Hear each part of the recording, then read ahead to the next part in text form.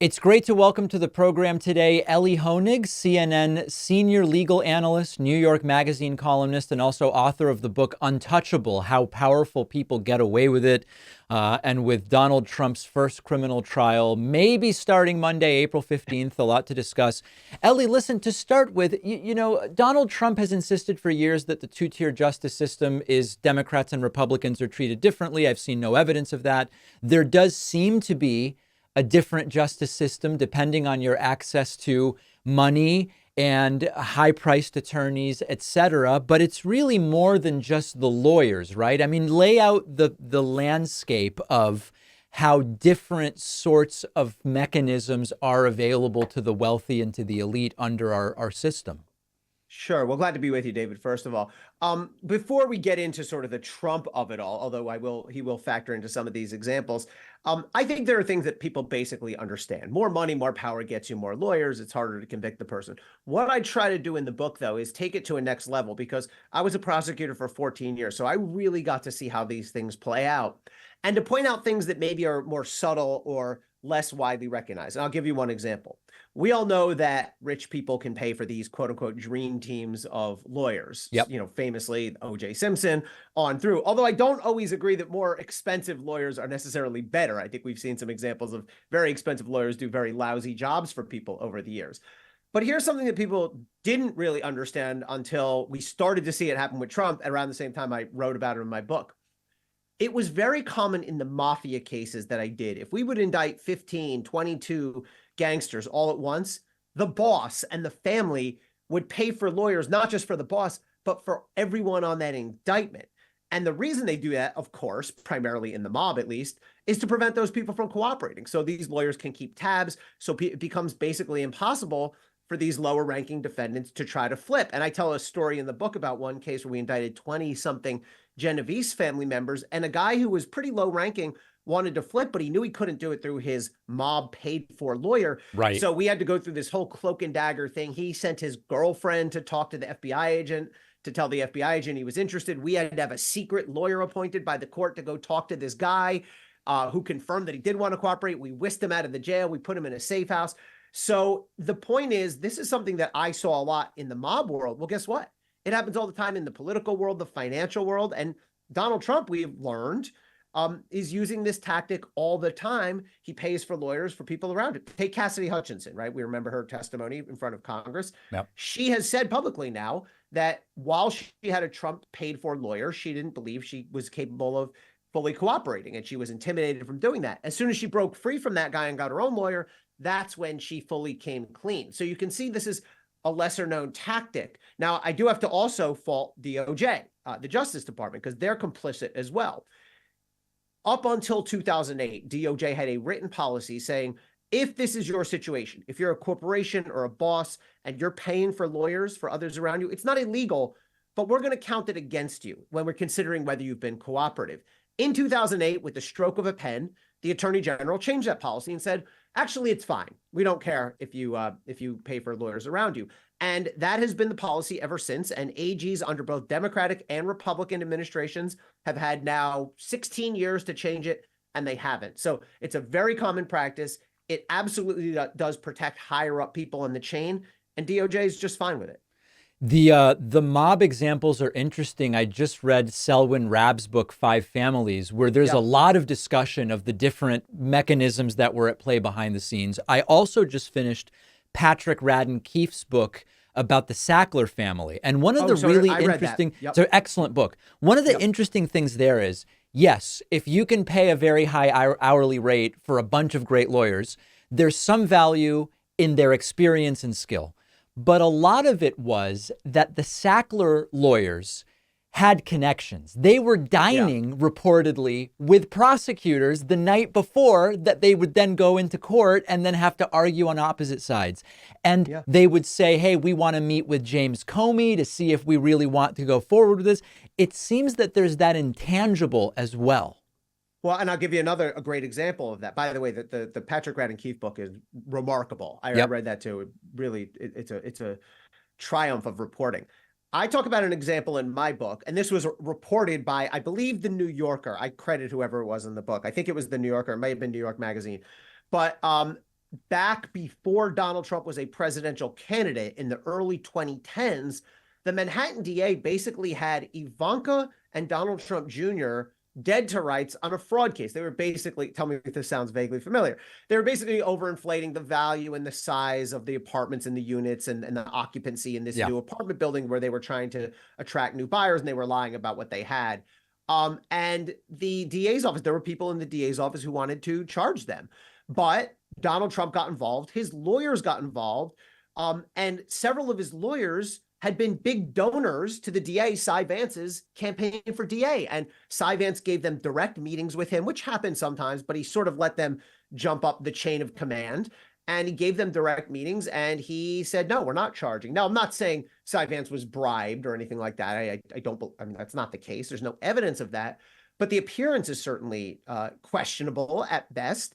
And the money and power and connections allowed Donald Trump's lawyers to get this high-level meeting and resulted in a good outcome. And it's especially fraught where you have elected prosecutors that are out there raising funds. And by the way, I should say, I think we're in a way seeing almost the opposite of this with some of the elected DAs and AGs who are going after Trump. I've been critical, and I'll remain critical, of Letitia James and Fani Willis in particular. Both of them have inarguably politicized their cases.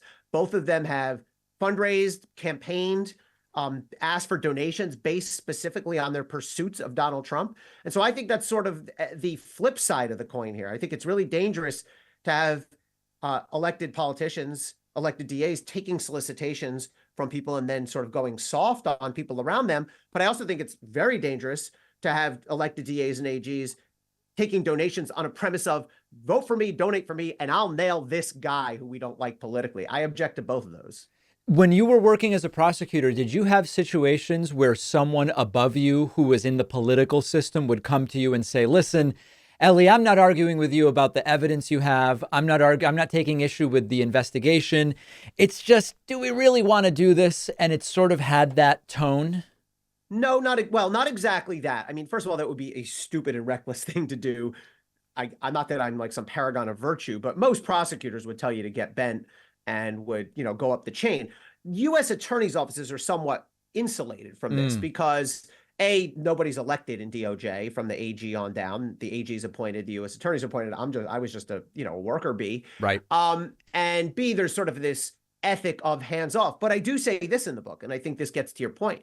DOJ has a written policy that if you're about to do a search warrant or an indictment of a person who's an elected public official or is likely to generate national media, you have to raise that complaint up higher and higher in the chain of command and get higher and higher levels of sign off. And I give a couple examples in the book. I give an example from my own experience when I was at the New Jersey AG's office.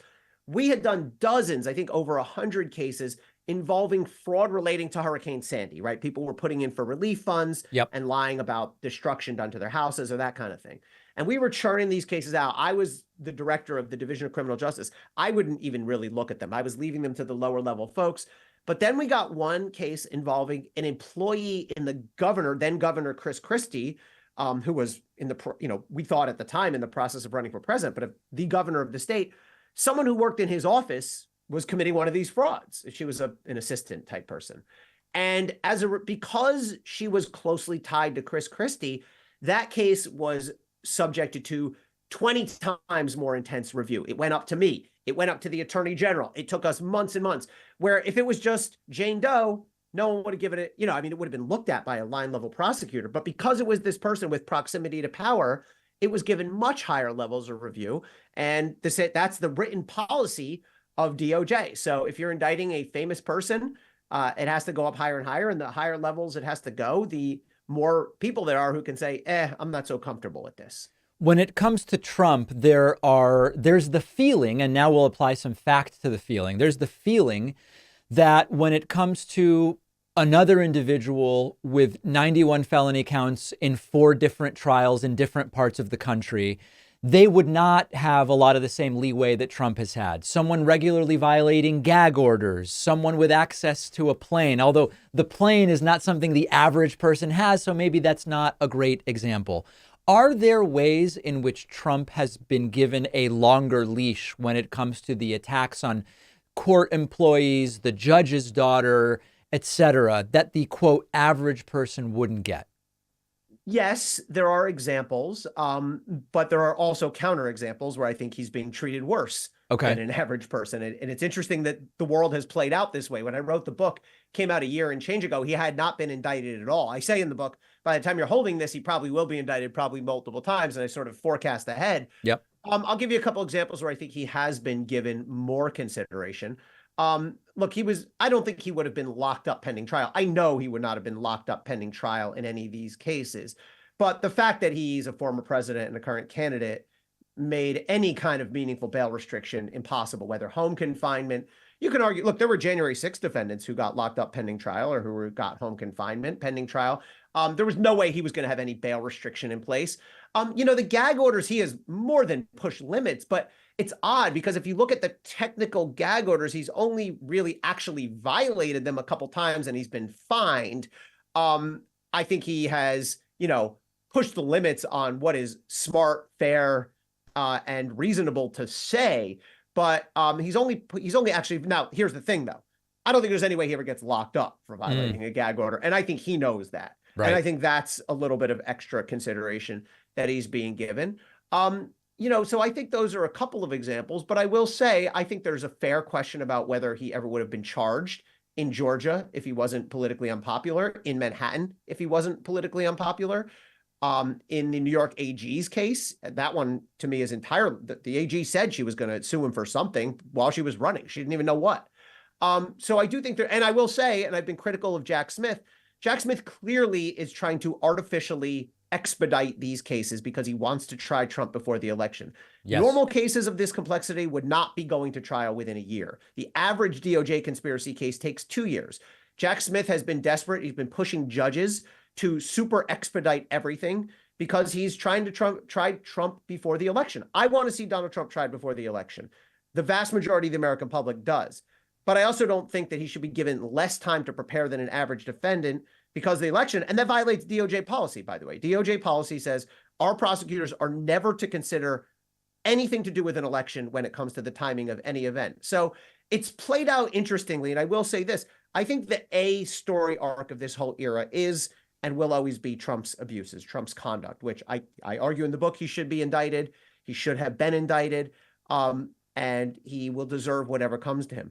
But the emerging and growing B storyline is prosecutorial overreach and, frankly, I hate to use this phrase, but weaponization of prosecutorial power to go after someone who is politically very unpopular. And so I think it's important we watch both of those storylines. And so if I hear you correctly, you're not saying Trump doesn't deserve to be indicted, no, but you are saying that in a different climate where he was super popular, broadly speaking, there would just be less interest in pursuing some of these charges. Yeah, let's look at a counterfactual. What if Donald Trump had served as president and didn't cause January 6th, which he did, but didn't cause, in our hypothetical, didn't cause January 6th, did an okay job as president, wasn't openly, aggressive and say crazy things and say racist things. And just let's say he was a George H.W. Bush, did an okay job, lost re-election, had 40% of the vote. And when he lost, just said,